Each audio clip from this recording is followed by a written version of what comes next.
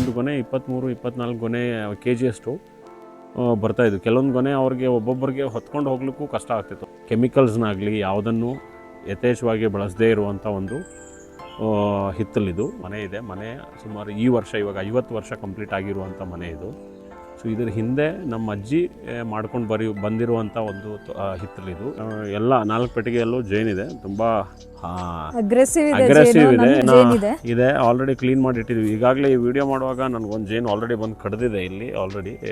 ಎಲ್ಲರಿಗೂ ನಮಸ್ಕಾರ. ಇವತ್ತಿನ ನಮ್ಮ ವಿಡಿಯೋದಲ್ಲಿ ಸೊ ನಮ್ಮ ಮನೆಯ ಬ್ಯಾಕ್ ಯಾರ್ಡ್ ಆಗಿದೆ ಇದು. ನಾವು ಸುಮಾರು 1 ಎಕರೆಯಷ್ಟು ತೋಟವನ್ನು ಮಾಡಿದ್ದೀವಿ. ಎಷ್ಟು 6 ವರ್ಷ ಆಯ್ತಲ್ಲ? ಹೌದು, 6 ವರ್ಷ ಆಗಿದೆ. 6 ವರ್ಷ ಆದಂಥ ಒಂದು ತೋಟ ಇದು. ಸೊ 1 ಎಕರೆ ತೋಟದಲ್ಲಿ ಸುಮಾರು ನಾವು 8-9 ಥರದ ಸ್ಪೈಸಸನ್ನು ನಾವು ಬೆಳೆದಿದ್ದೀವಿ. ಸ್ಪೈಸಸ್ಸು ಮತ್ತು 15 ಥರದ ಹಣ್ಣುಗಳನ್ನು ನಾವು ಬೆಳೆತಿದ್ದೀವಿ. ಸುಮಾರು 30 ಥರದ ಹಣ್ಣುಗಳು ಹಾಗೂ ಸ್ಪೈಸಸನ್ನು ನಾವು ನಮ್ಮ ಹಿತ್ತಲ ಭಾಗದಲ್ಲಿ ನಾವು ಟ್ರೈ ಮಾಡಿದ್ದೀವಿ. ಸೊ ನೀವು ನಂಬ್ತಿರೋ ಇಲ್ಲೋ ಗೊತ್ತಿಲ್ಲ, ಈ ವಿಡಿಯೋದಲ್ಲಿ ನಾವು ಅದನ್ನು ತೋರಿಸ್ತೀವಿ. ಸೊ ಈ ವಿಡಿಯೋ ಆ್ಯಕ್ಚುಲಿ ಎಲ್ಲ ಸ್ಪೈಸಸ್ಸು ಮತ್ತು ಹಣ್ಣು ಫಸಲು ಕೊಡಲಿಕ್ಕೆ ಸ್ಟಾರ್ಟ್ ಆದಮೇಲೆ ನಾನು ಈ ವಿಡಿಯೋನ ಮಾಡಬೇಕಂತ ಇದ್ದೆ. ಬಟ್ ಒಂದೇ ಒಂದು ಸ್ಪೈಸಸ್ಸು, ಅದು ಲವಂಗ. ಮತ್ತು ಹಣ್ಣುಗಳಲ್ಲಿ ಒಂದು 4 ಹಣ್ಣುಗಳು ಮಾತ್ರ ನಮಗೆ ಫಸಲು ಕೊಡಲಿಕ್ಕೆ ಸ್ಟಾರ್ಟ್ ಮಾಡಿಲ್ಲ. ಅದು ಇನ್ನೂ 2 ವರ್ಷ ಆಗುತ್ತೆ. ಬಟ್ 2 ವರ್ಷ ತುಂಬ ಡಿಲೇ ಆಗುತ್ತೆ ಅಂತ ನಾನು ಈ ವಿಡಿಯೋನ ಇವಾಗಲೇ ಮಾಡ್ತಾಯಿದ್ದೀನಿ.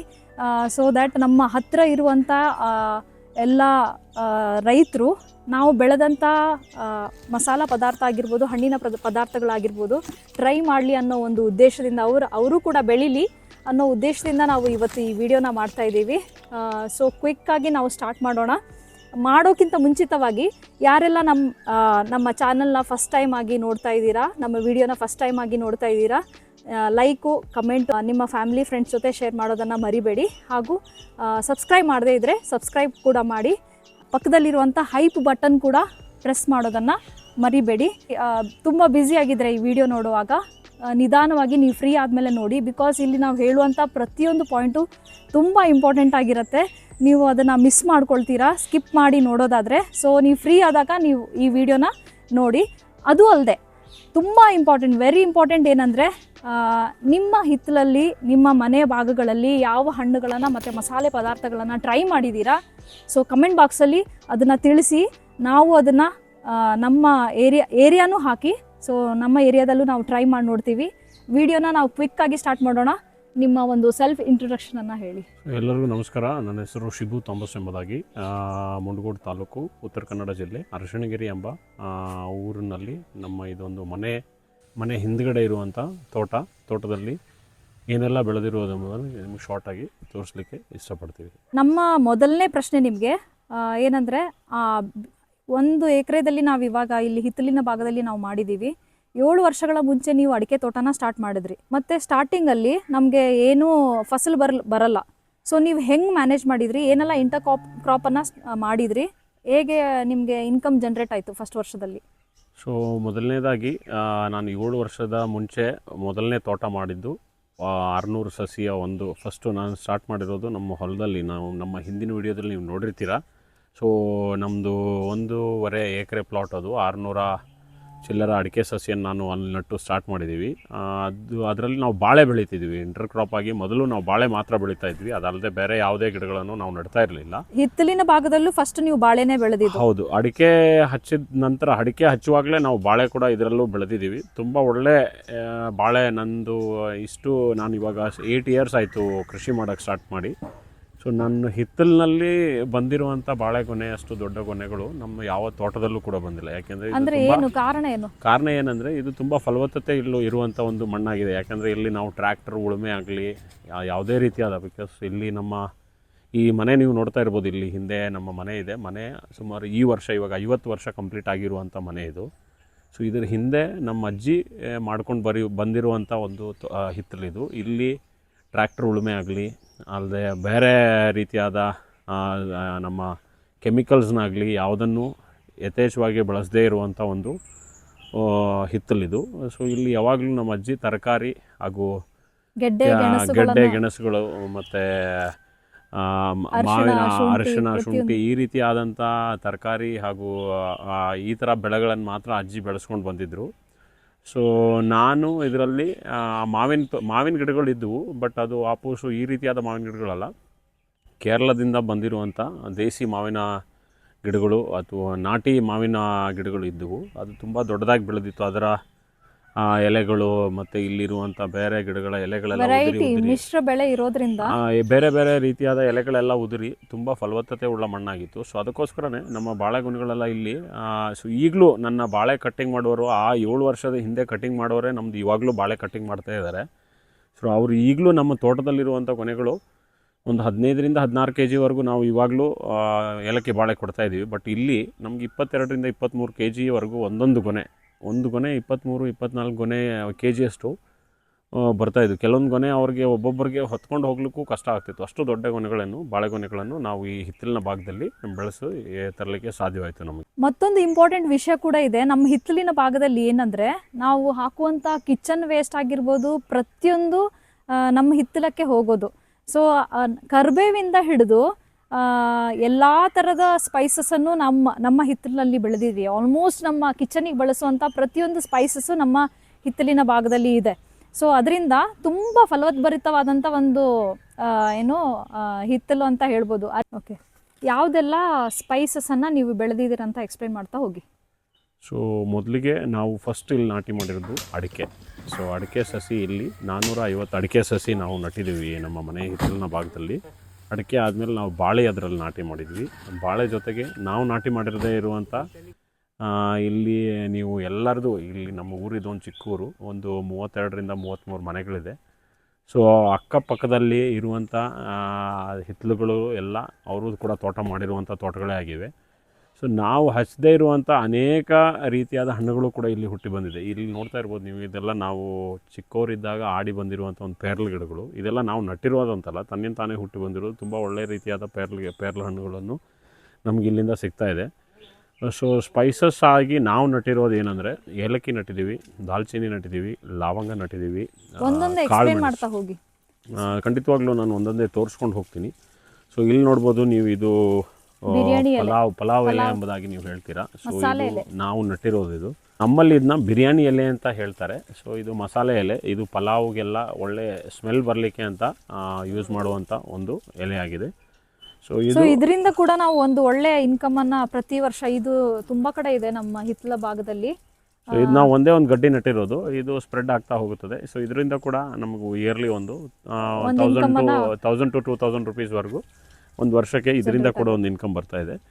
ಸೊ ಬನ್ನಿ ನಮ್ಮ ಹಿತ್ತಲಿಗೆ ನಿಮ್ಗೆ ಇಂಟ್ರೊಡ್ಯೂಸ್ ಮಾಡ್ತೀವಿ. ಸೊ ಇಲ್ಲಿ ನೀವು ನೋಡ್ತಾ ಇರ್ಬೋದು, ಸಜನಿ ಮಾಡಿರುವಂಥ ಕಂಪೋಸ್ಟ್. ಇದು ನಾನು ಮಾಡಿದ್ದಲ್ಲ, ಸಜನಿನೇ ಅವಳ ಕಿಚನ್ ವೇಸ್ಟ್ನಿಂದ ಮಾಡ್ತಾ ಇರುವಂಥ ಇದು ಫುಲ್ ನಮ್ಮ ಕಿಚನ್ ವೇಸ್ಟು. ಮತ್ತೆ ನಮ್ಮ ಹಿತ್ತಲಲ್ಲಿ ಬಿದ್ದಂಥ ಒಂದು ಎಲೆ ಕೂಡ ವೇಸ್ಟ್ ಆಗ್ತಾ ಇಲ್ಲ. ಎಲೆಗಳಾಗಿರ್ಬೋದು, ಗರಿಗಳಾಗಿರ್ಬೋದು, ಫುಲ್ಲು ಕಿಚನ್ ವೇಸ್ಟು ಎಲ್ಲ ನಾವು ಅಲ್ಲಿ ಕಂಪೋಸ್ಟ್ ಮಾಡಿದ್ದೀವಿ. ಸೊ ಇದು ನೀವು ನೋಡ್ತಾ ಇರ್ಬೋದು, ಇಲ್ಲಿ ಹ್ಯಾಶ್ ವೆರೈಟಿ ಅವಕಾಡೋ. ಇದು ನಾವು ನಟ್ಟು ಇವಾಗ 1 year ಆಯಿತು.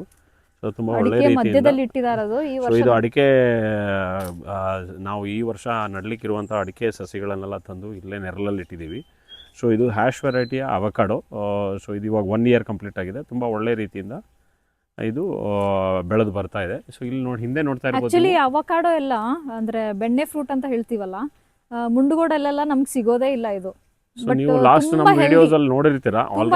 ಆಲ್ರೆಡಿ ನಾವು ಇದ್ರ ಫಸಲನ್ನು ಕೂಡ ತೆಗೆದಿದ್ದೀವಿ. ನಮ್ಮ ತೋಟದಲ್ಲಿ ಸುಮಾರು 25ರಿಂದ 30 ಅವಕಾಡೋ ಫ್ರೂಟ್ನ ನಾವು ಆಲ್ರೆಡಿ ಫಸಲಿಗೆ ತೆಗೆದಿದ್ದೀವಿ. ಅವಕಾಡೋದಿಂದ ನಮಗೆ ತುಂಬ ಬೆನಿಫಿಟ್ಸ್ ಇದೆ. ಇದು ರಿಚ್ ಇನ್ ನ್ಯೂಟ್ರಿಯೆಂಟ್ಸು, ಮತ್ತು ನಮ್ಮ ಸ್ಕಿನ್ ಹೆಲ್ತಿಗೂ ಯೂಸ್ ಮಾಡ್ತೀವಿ, ನಮ್ಮ ಹಾರ್ಟ್ ಹೆಲ್ತಿಗೂ ತುಂಬ ಇಂಪಾರ್ಟೆಂಟು.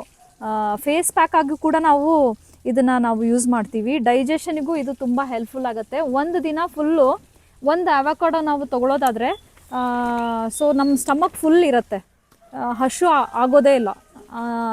ಅಷ್ಟೆಲ್ಲ ತುಂಬ ಹೆಲ್ತ್ ಬೆನಿಫಿಟ್ಸ್ ಇರುವಂಥ ಒಂದು ಫ್ರೂಟ್ ಇದು ಅವಕಾಡೋ.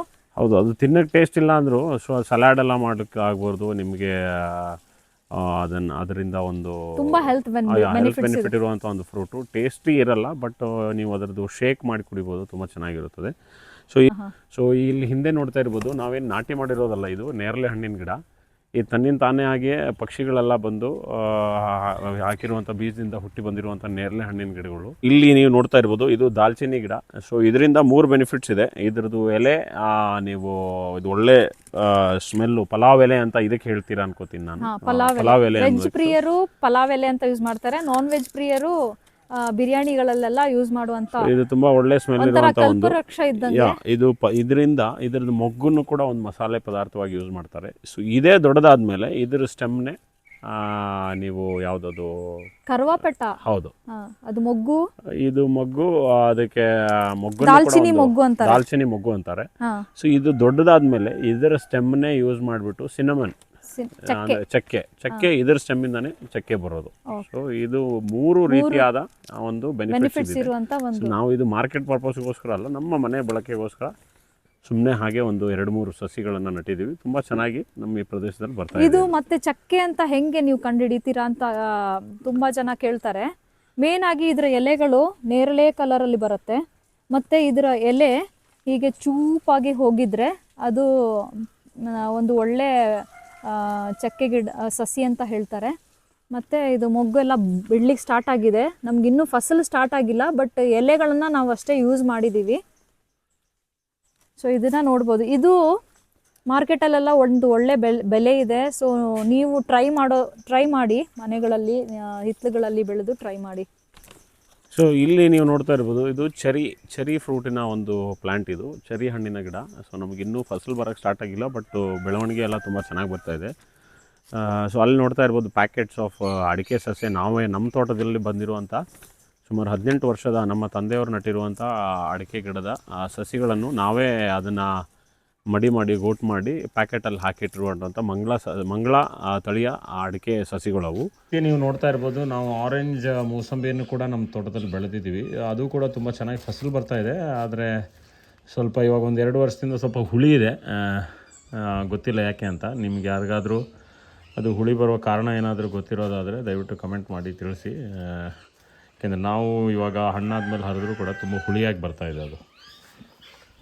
ಸೊ ಇಲ್ಲಿ ನೀವು ನೋಡ್ತಾ ಇರ್ಬೋದು, ಇಲ್ಲಿ ಕೂಡ ನಾವೆಲ್ಲ ಸಸಿಗಳನ್ನು ಇಟ್ಟಿದ್ದೀವಿ. ಇದು ಸಾಗರ್ ತಳಿ ಅಂತ ಸಸಿಗಳು. ಈ ವರ್ಷ ನಾಟಿ ಮಾಡಲಿಕ್ಕೆ ನಾವು ಇವಾಗ ಏಪ್ರಿಲ್ ಮೇ ಅಲ್ಲಿ ಇದನ್ನು ನಾಟಿ ಮಾಡಲಿಕ್ಕೆ ಅಂತ ನಮ್ಮ ತೋಟಕ್ಕೆ ನಾಟಿ ಮಾಡಲಿಕ್ಕೆ ಇಟ್ಟಿರುವಂಥ ಸಸಿ. ಇಂಪಾರ್ಟೆಂಟ್ ಕ್ವಶನ್ ಇದೆ ನಿಮಗೆ. ಅಡಿಕೆ ತೋಟ ಸ್ಟಾರ್ಟ್ ಮಾಡೋದಕ್ಕಿಂತ ಮುಂಚಿತವಾಗಿ ನೀವೇನು ನರ್ಸರಿಯಿಂದ ಅಡಿಕೆ ಸಸಿಗಳನ್ನು ನೀವು ತಂದಿಡ್ತೀರೋ, ಎಷ್ಟು ತಿಂಗಳ ಮುಂಚೆ ತಂದಿಟ್ಟು ನಮ್ಮ ಈ ವಾತಾವರಣಕ್ಕೆ ಸೆಟ್ ಆಗೋ ರೀತಿ ನೀವು ಅದಕ್ಕೆ ಆರೈಕೆ ಆಗಿರ್ಬೋದು, ಪೋಷಣೆ ಮಾಡ್ತೀರಾ?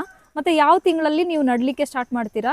ಯಾವ ತಳಿಯನ್ನು ನೀವು ಸೆಲೆಕ್ಟ್ ಮಾಡಿದ್ರೆ ಅದು ಬೆಸ್ಟು? ಯಾವುದು ಜಾಸ್ತಿ ಇಳುವರಿಯನ್ನು ನೀವು ಕಂಡಿದ್ದೀರಾ ಲಾಸ್ಟ್ 7 ಇಯರ್ಸಿಂದ? ನಮ್ಮ ಈ ಭಾಗದಲ್ಲಿ ಸಿರ್ಸಿ ತಳಿಯ ಸಸಿ ಆದರೆ ತುಂಬ ಇಳುವರಿ ಬರುವಂಥ ಅಡಿಕೆ ತಳಿಗಳು ಬಂದುಬಿಟ್ಟು ಸಿರ್ಸಿ ತುಂಬ ಇಳುವರಿ ಬರ್ತದೆ. ಬಟ್ ಅಡಿಕೆ ವ್ಯಾಪಾರಸ್ಥರು ಈ ಸಿರ್ಸಿ ತಳಿಗೆ ಅವ್ರು ಜಾಸ್ತಿ ಒತ್ತು ಕೊಡಲ್ಲ. ಅವರು ಯಾಕೆಂದರೆ ಸಿರ್ಸಿ ತಳಿಯಲ್ಲಿ ಒಂದು ಫಾಲ್ಟ್ ಏನಂದರೆ ಗೋಟ್ ತುಂಬ ದೊಡ್ಡದಾಗಿರುತ್ತದೆ, ಅದರ ಸಿಪ್ಪೆ ದಪ್ಪ ಇರುತ್ತದೆ, ಒಳಗಡೆ ಗೋಟ್ ತುಂಬ ಚಿಕ್ಕದಿರುತ್ತದೆ. ಸೊ ಅದಕ್ಕೆ ಅವ್ರಿಗೆ ಅದು